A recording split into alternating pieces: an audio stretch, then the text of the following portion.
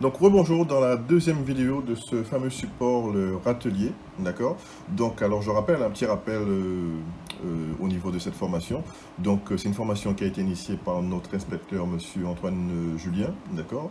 Et moi-même, formateur académique, monsieur Vincent Robert. Alors toujours Académie de la Guadeloupe, d'accord? Donc sans plus attendre, nous allons aller vers le vif du sujet, d'accord? Donc cette fameuse formation Top Solid Wood, d'accord? À travers 9 supports de formation. Nous sommes au 8e support, donc nous avons abordé dans une première vidéo les différentes notions de conception pour le râtelier et nous attaquons maintenant la deuxième vidéo. Nous sommes toujours dans le chapitre 1, à l'acquisition des notions de base, d'accord? Donc nous avons déjà abordé le casse-tête, le bloc-notes, le porte-tasse, la pièce en bois, cette fameuse lampe design, ce petit banc aussi qui fait l'objet souvent des premiers supports pédagogiques que l'on aborde dans la filière bois. Alors ce support de formation, le tabouret, si vous voulez, est un peu plus compliqué que le premier, que le petit banc, d'accord, parce qu'elle fait appel à des notions d'épure. Ce râtelier que nous sommes, qui fait l'objet de cette vidéo aujourd'hui, d'accord, et le chariot qui sera notre dernier support de la formation dans le premier chapitre du chapitre 1. Alors on revient sans plus tarder à ce support, d'accord, donc le râtelier. On va aller voir un petit peu sa fiche plus précisément, d'accord. Alors toujours 9 étapes pour réaliser cet ouvrage, d'accord. Donc nous avons, dans la vidéo 1, nous avons fait écrire une esquisse par point, nous avons coté les contours, nous avons aussi vu la notion de contrainte, surtout au niveau des comment une contrainte se représentait, d'accord, on a parlé des petits carrés verts qui se mettent dans les angles, d'accord, on a vu comment on provoque sans le vouloir des contraintes, d'accord. On a excludé nos pièces, ces différentes pièces, avec un autre menu que l'on n'avait pas l'habitude d'utiliser, d'accord. On a fait la répétition des éléments, parce que la pièce repère sans notamment le montant se répète 4 fois, ainsi que les traverses. Nous n'avons pas créé les assemblages, nous allons le faire dans la deuxième vidéo, d'accord. Nous avons inclus les standards par contre, donc, en gros nous avons sauté une étape, mais c'est pas grave, nous allons le faire dans la deuxième vidéo. Nous avons inclus en standard les roulettes que vous avez vues ici. On a défini les éléments par contre dans la première vidéo, donc on a mis le contreplaqué. Et dans cette deuxième vidéo, je propose de faire 2 éléments, d'accord. Donc c'est de créer les assemblages, la partie 6, l'étape 6, et l'étape 9, d'accord. Donc cette deuxième vidéo va faire l'objet de ces 2 points, l'étape 6 et l'étape 9. Donc sans plus attendre, on va aller directement sur d'abord le plan, d'accord. On va faire zoomer un plan de manière en PDF. Alors toujours, hein, j'aime bien faire ce petit retour sur le plan, parce que nous avons toujours ces dimensions que nous devons nous servir de base, hein. Tout part de ces dimensions. Alors ça aussi, ne soyez pas choqués si vous voyez des dimensions avec des centièmes par exemple. Alors n'oubliez pas que c'est un ouvrage qui sera conçu à la commande numérique. D'accord. Donc c'est pour ça un peu, j'aurais pu faire la modification pour qu'on ait des nombres entiers, mais je me suis dit, bon, comme c'est sur la commande numérique, c'est pas trop la peine, donc je suis resté sur des valeurs à virgule, d'accord. Alors ne soyez pas choqués, je sais que pour beaucoup, vous me dira, du 192,13, vous voyez, donc ce sont des cotes qui sont réalisables à la commande numérique sans problème. D'accord. Donc c'est pour ça que je l'ai laissé comme ça. Alors on a notre longueur d'ouvrage qui fait 1518, d'accord, du premier montant au deuxième montant. On a notre hauteur qui fait 1600 sans les roulettes, alors plus les roulettes 174 mm. Nous avons ici en haut 93,83, d'accord, et des entraxes de 382,13 entre les lattes, d'accord. On a un angle bien évidemment de 90 degrés ici, là, et un angle en bas de 85,2, d'accord. On a aussi cette cote ici, là, de 75,41. Donc tous ces cotes là pour vous montrer un petit peu comment se conçoit cet ouvrage. Alors dans cette deuxième vidéo, on va approcher tout d'abord la conception vissage, c'est du vissage, c'est une structure vissée, d'accord. Donc sans plus tarder, on va aller sur le logiciel, donc Topwood. Donc voilà où on s'est arrêté dans la vidéo 1. Donc on avait réalisé l'inclusion, si vous voulez, des roulettes. Donc, on avait terminé par ça dans la première vidéo. Et aujourd'hui, je vous propose d'aller directement, sans plus tarder, on va aller directement sur les assemblages, donc le vissage. Donc je vais zoomer ici sur ces 2 éléments, donc la latte et le montant. Et on va créer 3 vis par vissage ici. Donc pour ce faire, vous allez d'abord cliquer dans le menu des contextes ici sur la partie gauche de votre écran. Cliquez ici. Ça vous active une barre d'icônes, toujours pareil. Et là, vous allez chercher visser. Alors, visser, c'est ici, d'accord? Juste en dessous de tuyauterie. Cliquez sur vissage. D'accord. Et une fois que vous avez cliqué, ben, ça vous ouvre une petite fenêtre qui s'appelle Inclusion composant standard. D'accord. Alors si vous, c'est pas votre cas, si la vis là n'apparaît pas, vous allez ici dans Top Solid Wood, d'accord, et vous cherchez vis à bois, d'accord, et vous prenez vis à bois cruciforme. Alors nous, on va prendre du 4,50. Alors 4,50, alors vous cherchez du 4,50, voilà ici là. Donc D 4,50, diamètre et longueur. Alors c'est ce qui ne se rappelle plus. Le D ça veut dire diamètre, L ça veut dire la longueur. Donc c'est en jargon menuisier, on dit une vis 4,50. D'accord. Vous faites OK. Une fois que vous avez fait OK, ben vous avez cette barre de questionnement qui apparaît ici, là, et il suffira de répondre aux différentes questions. Alors, la première question vous demande, quelle est votre face support? Alors, la face support, c'est là où vient se mettre la vis. Donc, vous voyez, ça devient rouge, avec la late reconnue, et vous mettez un cadrage rouge, enfin un pointillé rouge. D'accord. On clique dessus. Donc, ça, c'est votre première face. Il vous demande ensuite la seconde face. Ben forcément, ça va être la deuxième pièce, parce que visser, forcément, on visse deux pièces. Donc, ça va être cette pièce-là. Voilà, ici, là. Vous voyez, donc vous mettez au niveau de la jonction des deux pièces et ça reconnaît automatiquement la face en contact. Voilà, vous cliquez ici. Ensuite, il vous demande l'arête ou face de départ. Alors, l'arête, d'accord, on va commencer en haut. D'accord. Et si on vous demande le centrage, alors deux manières de faire. Soit on lui dit centrage automatique, effectivement, il vous prendra, il a reconnu qu'il y avait 19 ici, là, d'accord. Mais je vais faire ici, arrête, je vais cliquer, lui dire, je vais signifier qu'il y a une arête de centrage. Donc il va mesurer par rapport à cette arête-là, ça. Ensuite, il va me demander la distance. Alors, il premièrement demande la distance, n'oubliez pas que c'est un panneau de 19, donc la distance c'est 9,5. Donc la moitié de 19. Je fais entrer. Et une fois que j'ai fait entrer, il me demande, mettre ta face d'arrivée. Et ici, je vais cliquer ma face d'arrivée, ou alors face ou arrête d'arrivée. Alors je clique sur l'arrête d'arrivée, ici. Et voilà, donc on a ce petite fenêtre qui apparaît à nouveau.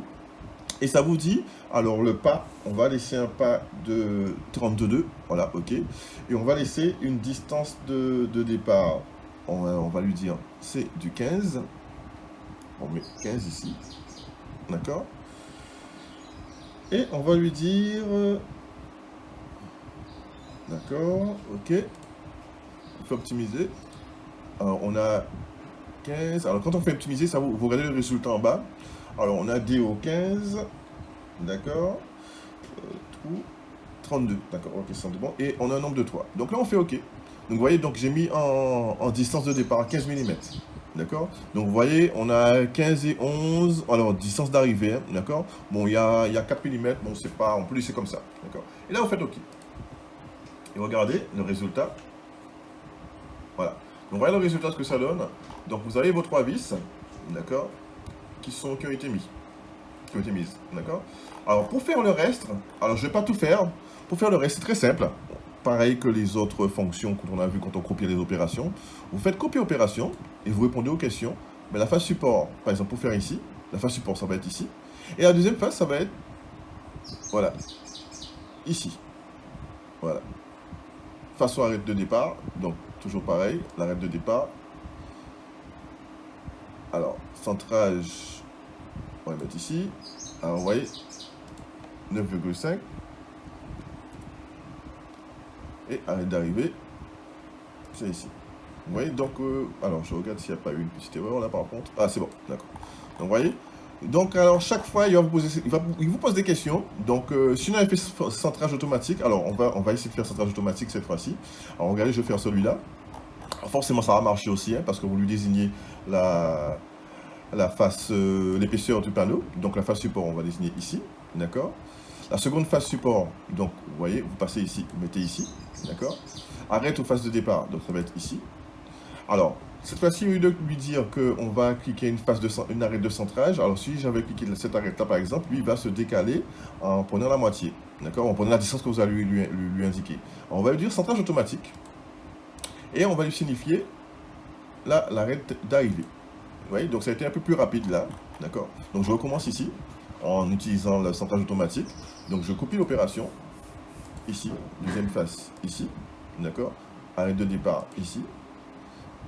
Centrage automatique, d'accord. Et arrête d'arrivée. Vous voyez, ça va aller un peu plus vite, d'accord. Donc, vous voyez, donc je vous invite à faire ceci, d'accord, pour chaque élément. pareil, vous avez ici là. Donc pour pas que la vidéo soit trop longue et trop lourde, alors je m'arrête à là, d'accord? On peut faire une dernière si vous voulez. Donc c'est vissage, voulu signifier votre type de vis. Ensuite, vous lui signifiez les valeurs du pas, la distance de départ, d'accord? Ensuite, vous allez cliquer sur l'arrêt de départ. Vous allez signifier encore la phase support, la deuxième phase support, l'arrêt de centrage, et vous faites OK, d'accord? Donc voilà un petit peu comment on fait le vissage, vous voyez, donc c'est très simple à faire, d'accord? Et quand vous avez, automatiquement, ça vous a généré, alors, on va voir quelque chose. Alors ça aussi, j'ai jamais vérifié. Par exemple, ici, c'est la première vis. Vous voyez? Donc c'est le premier vis qu'on voit ici, là. Vous voyez? Ce que je vais faire, je vais les rendre invisibles pour voir si ça me laisse... Ah, ça n'a pas marché. Il me dit pourquoi. Élément non trouvé. Ah, ok, d'accord. Voilà, ok. Donc vous voyez, ça génère les trous. Hein. Donc ça veut dire que... Alors vous voyez, donc c'est pas mal le logiciel. Donc vous voyez, le fait que vous ayez... mis un assemblage par vissage et que vous avez positionné vos vis, eh bien, automatiquement le logiciel vous crée les trous de perçage. Ça veut dire qu'en fait, quand vous allez générer la mise en plan en rafale par exemple, eh bien, automatiquement toutes vos pièces auront déjà les perçages, les pièces sont pris en compte, tout est pris en compte, d'accord? Donc je remets en apparence mes vis, donc voilà ici, donc mes vis ont apparu, d'accord? Donc c'est intéressant à savoir, donc quand vous insérez une quincaillerie ou un assemblage, le logiciel à son tour génère les usinages nécessaires à la pose de cet assemblage, d'accord? Donc il faut retenir ça. Donc ici, on va passer maintenant directement à la mise en plan. Alors ce que je vais faire, voilà un petit peu le résultat de cette mise en plan, d'accord? Alors ce que je vais faire, comme j'ai déjà fini cet ouvrage, je vais ouvrir l'ouvrage terminé. Donc je vais faire ouvrir et je vais prendre document 2. Alors une fois qu'on a fini de faire les assemblages, donc cet assemblage de vissage, donc j'ai avancé un petit peu au niveau de la vidéo, d'accord? Donc je vous invite à faire de même. Vous voyez, donc j'ai mis un petit peu les vis sur toutes les pièces qui ont des jonctions, si vous voulez, d'accord? Donc on retourne ici. Donc toutes les vis ont été positionnées, comme on a vu tout à l'heure, donc dans la vidéo. Donc maintenant on va passer à la mise en plan. Donc pour faire la mise en plan, d'accord, donc vous devez avoir fait deux choses. Finir de faire vos assemblages et faire votre ouvrage en 3D, mais aussi avoir défini vos pièces. Alors d'accord, alors vous voyez ici là, donc montant, donc les 4 montants qui ont été repérés, donc on les retrouve ici, hein. Donc une fois qu'on voit d'identité, dans forme, on retrouve les différentes noms des pièces, d'accord, avec leur désignation. Donc quand vous avez fait définir pièce, en fait, c'est la nomenclature que vous étiez déjà en train d'éditer, en fait, d'accord. Donc avoir fait deux choses, avoir fini votre ouvrage en 3D, réaliser vos assemblages et définir vos pièces. Une fois que vous avez défini vos pièces, on retrouve les différents noms ici, d'accord? Donc là, je ferme mon arbre de construction. Et pour pouvoir passer directement à la mise en plan, on fait un nouveau document, d'accord? Alors, je peux refermer ici, vous montrer un petit peu. Donc, tout à l'heure, on était dans le mode design, d'accord? Donc, je rappelle, il y a 3 modes quand vous ouvrez le logiciel Topwood. Mode design, mode drive et mode rootcam, d'accord? Donc, pour faire la mise en plan, bon, pour faire tout ce qui est 3D, si vous voulez, vous passez par le mode design. Maintenant, pour faire la mise en plan, on va passer par le mode drive, d'accord? Donc, on clique ici, d'accord? Et là, on va choisir un format de papier, donc en l'occurrence du A3 horizontal, et on fait OK. Alors, voilà un petit peu. Alors, pourquoi? Alors, il faut absolument avoir un seul fichier ouvert, d'accord? Comme ça vous permet d'avoir sur la partie de gauche l'ouvrage en 3D, d'accord? Et sur la partie de droite, votre feuille blanche, d'accord? Alors, si ce n'est pas le cas pour vous, il suffit de faire fenêtre, vous faites mosaïque verticale. Alors, je vais le faire, vous voyez? Ça inverse le sens. Donc, je refais encore fenêtre, mosaïque verticale, pour pouvoir... Alors, moi, comme je suis droitier, j'aime bien avoir mon support comme ceci, avoir cet agencement d'écran qui me facilite mon travail. Donc, maintenant, on va insérer les différentes vues. Première chose à faire, c'est insérer les différentes vues. Alors, ce qu'on va faire... On va aller, on clique, alors que je vous explique, vous avez les deux modes ouverts en même temps. Alors ici, quand je suis dans le mode design, mes icônes marron là sont activées. Quand je clique ici dans la partie, le deuxième écran ici, la feuille blanche, mon mode drive s'active. Alors on le voit ici, alors quand vous cliquez ici sur vue, les icônes bleues apparaissent ici. Donc on a les deux modes ouverts en même temps. Et on va faire le va-et-vient entre les deux modes justement. Alors pour insérer la vue de face, première chose qu'on va insérer, la vue de face. Vous cliquez ici sur la partie blanche et vous cliquez ici sur vue. Une fois que vous avez cliqué sur vue, ou si ce n'est déjà ouvert, vous avez cette bande d'icônes bleues qui apparaît. On va cliquer sur la première icône qui s'appelle vue principale.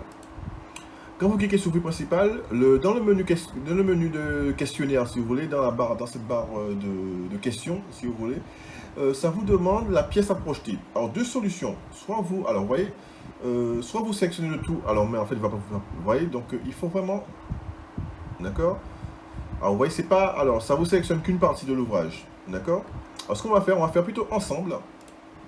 Et on va venir cliquer, alors soit vous lui dites document droit, ou soit vous venez cliquer directement dans la zone bleue ici là. Donc là, il identifie l'objet.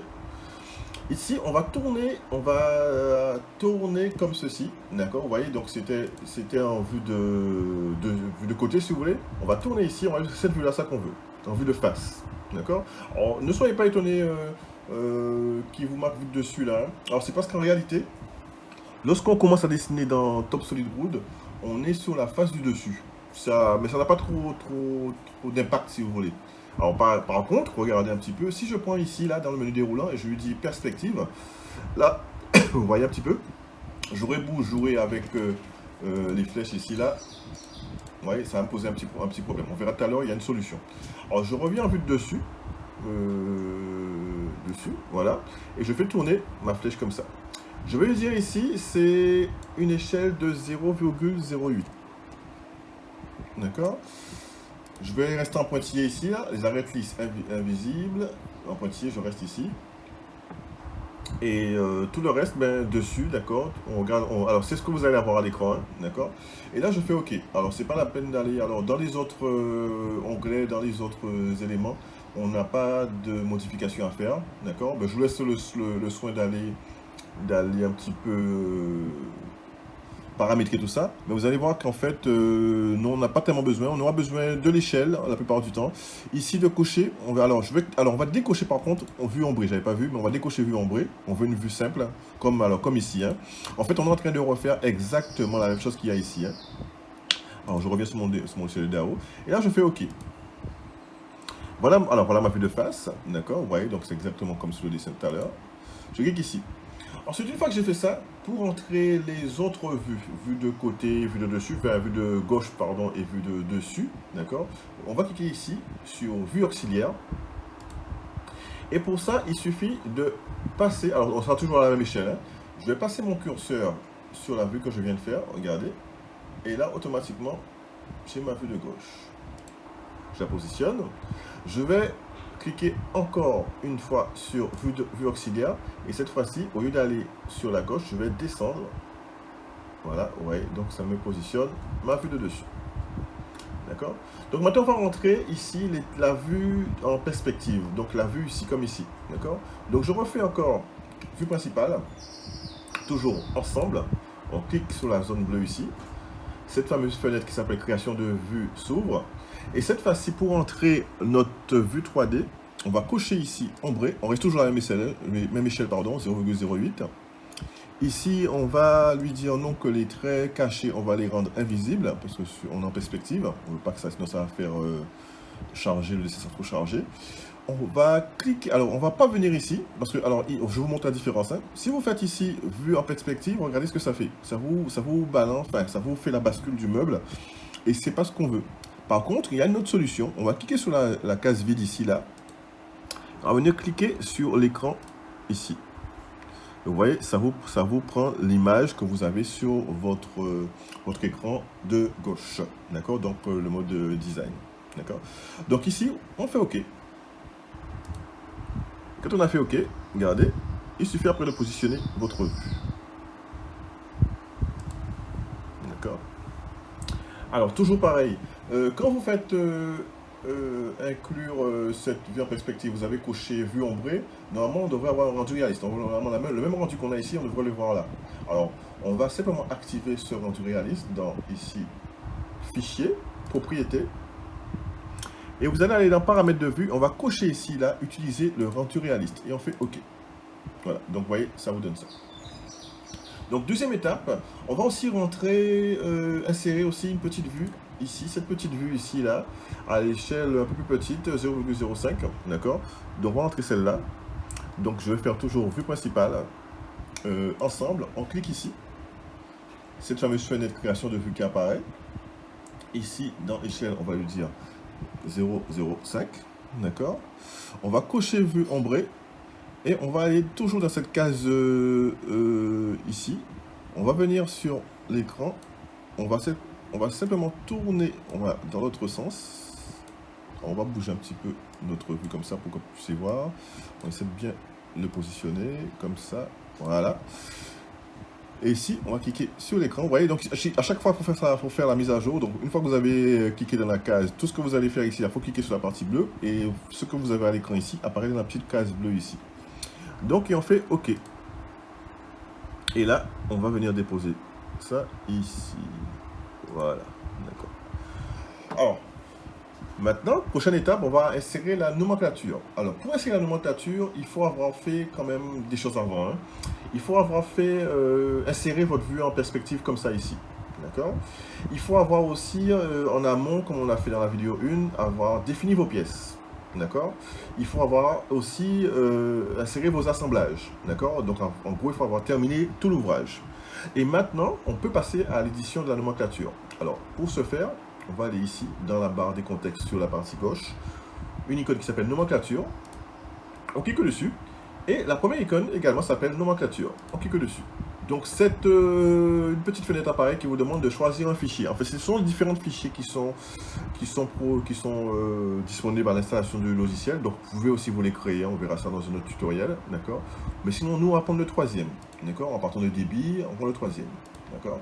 Et on fait OK. Et on va répondre aux différentes questions qui sont ici.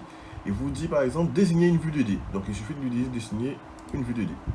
Ensuite, il vous dit pointer position de la nomenclature ou cartouche. Alors, le cartouche, il est là. On va cliquer sur cartouche. Voilà. Donc, vous voyez, automatiquement, il vous a créé les différents... Alors, tous les éléments que vous voyez là, il vous a inséré le tableau avec repère, nombre, désignation, matière, observation. D'accord? Alors, tous les éléments que vous voyez là, ce sont les éléments que vous avez désignés. Enfin, vous avez fait bois et désigner pièce, d'accord? Donc quand vous avez fait ça, c'est ce que vous avez rentré, si vous voulez, dans les différents paramètres, le nom de la pièce, désignation de la pièce, etc. D'accord? Et la matière. Ce qu'on va faire maintenant, on va rentrer, on regarde toujours dans la barre des questions, il vous dit éléments à repérer, d'accord? Donc ici, on va cliquer sur la petite flèche là, parce qu'il va vous mettre des bulles. On va lui dire, on ne veut pas des bulles, on veut des soulignés. Et là, on fait OK. On va lui dire que ça commence à 101. D'accord? On fait entrer. Et là, ici, là, regardez, je vais cliquer directement sur le montant. Le montant, c'est du 101.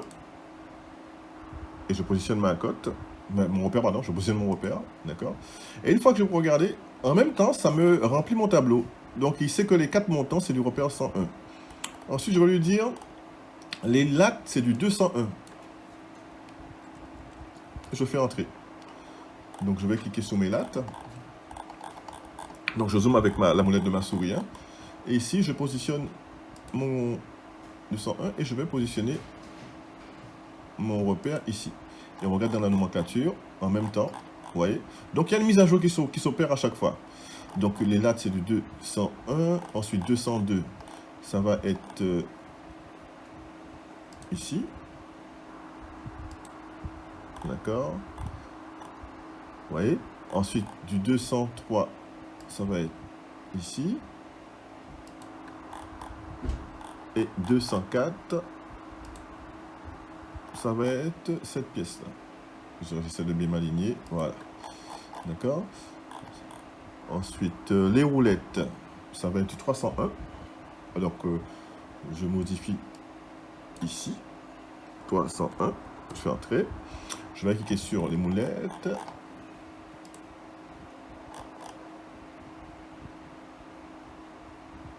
Voilà. Donc on regarde, hein, je vous montre un petit peu. Alors les vis. Alors soit je zoome comme ceci. On va cliquer sur une vis. Voilà. Et je vais positionner 302. Voilà.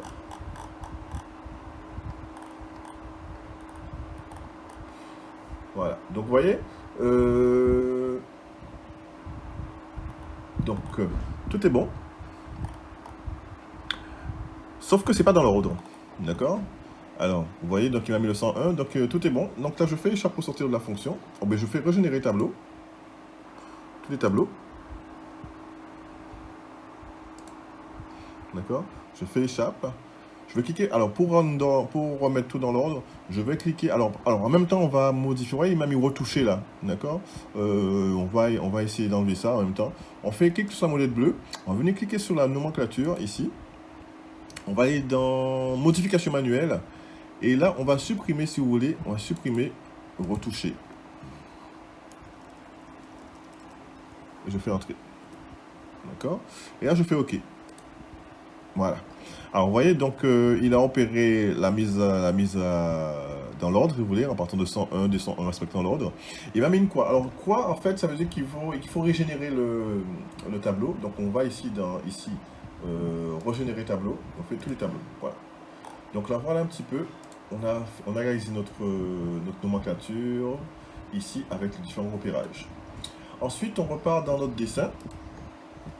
Alors, ici, première chose qui me tilte à l'œil, c'est il y a un axe de symétrie, d'accord? Donc, on va déjà rentrer cet axe de symétrie. Comme ça, voilà, on va rentrer tout ça tout de suite. Alors, pour rentrer l'axe de symétrie, on vient par ici. On va venir cliquer sur Vue. Et vous avez ici, là, une icône, l'avant-dernière, qui s'appelle Axe. Clique dessus. On va lui dire axe entre deux éléments. C'est une solution. D'accord. Mode un axe. OK. Je vais lui dire entre ça et ça. Ça et ça. Voilà. Ça et ça. Alors, il ne prend pas tout. On va venir zoomer ici, là. On va dire entre ça et ça. Voilà. Voilà. Il faut bien sélectionner parce qu'il y a des coupures dans cette droite. Donc, il faut bien lui dire ici et ici. Ici et ici. Voilà. Et ici et ici. Voilà. Donc, voilà, on a mis notre axe. Et on va passer à la dernière étape et on aura terminé. Alors, je ne vais pas tout faire avec la cotation. Je ne vais pas tout faire avec vous, mais moi, je vais vous montrer un petit peu. Alors, il y a la cotation comme ici, là. D'accord. Donc, on va d'abord coter cette vue-là, ça. D'accord, je regarde les angles. D'accord, OK. Donc, et je vais passer à la cotation directement ici. Alors, pour coter, c'est très simple. Pareil, menu contextuel, menu de gauche. Cotation. Donc, le premier s'active. Et nous, on va coter, par exemple, ici. On positionne. Alors, il suffit de... Alors, c'est de code sur trait, d'accord, je clique ici. Ensuite, je vais cliquer ici, 90, comme ceci. Ici, l'épaisseur, je vais mettre ici comme ça. La distance d'entre-axe entre deux, tac, on va aller là, et on va venir cliquer ici. Les 180, voilà, 382,13, voilà. On va aussi cliquer ici. On va laisser 90 comme ceci ici. Et toujours pareil. De là à là. On essaie d'aligner à peu près. Tac. On va faire le dernier. Donc vous voyez. J'essaie de m'aligner un petit peu. Et là, ici, de là à ici. Voilà. Ensuite, on va coter notre angle de 90 degrés entre ici et ici. Notre angle de 85 entre ici et ici. Oh, excusez-moi, donc j'ai pas bien coté, donc il faut bien cliquer sur le trait. Tac, voilà. Et là, j'étire pour pouvoir positionner ma cote d'angle. Ma hauteur, alors on va retourner sur le dessin. Donc je sais, en fait c'est votre modèle, hein. Donc vous voyez un petit peu, donc il faudra faire comme moi, je fais le va-et-vient.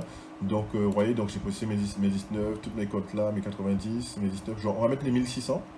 D'accord. Donc vous voyez la cotation, ça n'a rien de compliqué quand on regarde bien. Donc je vais coter d'ici, il me semble, à là-haut. Si je ne me suis pas trompé. Ouais, 1600, voilà. Et là, je positionne ma cote. Ensuite, il y a le 19 ici. Oui, ça je positionne. Hein. Je vais le positionner comme ceci. Voilà. Ok. Alors pareil, vous voyez, donc là j'ai mis le 19, il est mal positionné. Il me semble que quand vous faites déplacer par an, je peux le positionner. Ah, ouais, je peux bouger que comme ça. D'accord, ou bien ça va très vite à refaire. Hein. Tac, tac. Et là je peux positionner ici. Voilà, ça ne gêne pas la côte. D'accord. Donc vous voyez un petit peu, donc ce sont des cotes. Alors je vais positionner les intervalles entre les différents éléments. Ouais, donc il me semblait que c'était comme ça. Donc voilà, donc la cotation, c'est bien ça. Donc on est toujours dans cette cotation, d'accord. Donc on a positionné notre code 480, d'accord. Donc je regarde un petit peu en bas, donc on a mis les épaisseurs de nos différents panneaux. On va coter la longueur et la profondeur de notre meuble, donc 1718 par 939, d'accord. Et on va pouvoir s'arrêter là au niveau de la mise en plante. Donc je retourne sur mon logiciel Topwood, d'accord. Donc nous étions sur la partie de droite. Donc ici, on va pouvoir terminer donc avec l'option cotation ici de là à ici, d'accord, on positionne. Ensuite, on va pouvoir mettre l'épaisseur de nos montants. Donc je clique sur le premier trait, je clique sur le deuxième trait et je positionne ma cote, d'accord. Pareil pour ici et ici. Donc je recule, je mets ma dimension, ma longueur de 1718 ici et je mets ma largeur. Alors ma largeur, on va prendre de là à l'opposé, la ligne opposée, voilà, 939, et on positionne la cote comme ceci. Alors qu'est-ce qu'il y a à faire encore? On va retourner rapidement voir un petit peu. Donc c'est toujours le va-et-vient. Vous allez me faire ce va-et-vient. Donc on a, il manque les 19 là, les 19 là, d'accord, on va mettre ça tout de suite. On vient ici là, donc d'ici à ici. On va mettre un peu plus bas, pour pas que ça gêne, d'accord, et pareil, ici, là, ici, là, voilà. Il nous manque aussi, alors j'ai vu qu'il y avait une cote ici là, donc ces fameux 275,41, 90 en bas il manquait aussi. Donc vous voyez, c'est à vous de faire le va-et-vient un peu comme je fais là, d'accord. J'essaie un petit peu de rester pareil que ce que je vous ai proposé, donc 90, d'accord. Donc c'est pas ça qu'on veut, on veut la cote de...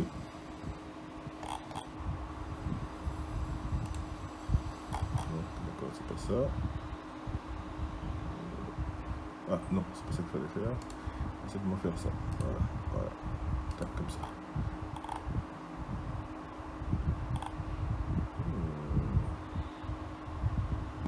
D'accord.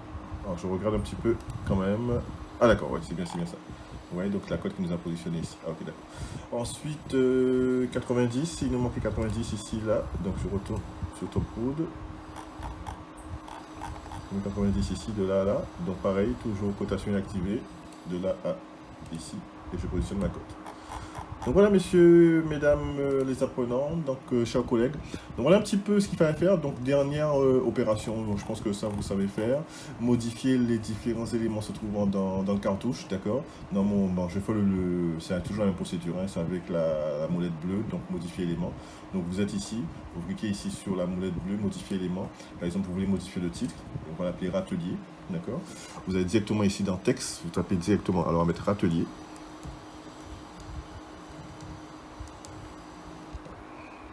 C'est ma petite erreur de frappe.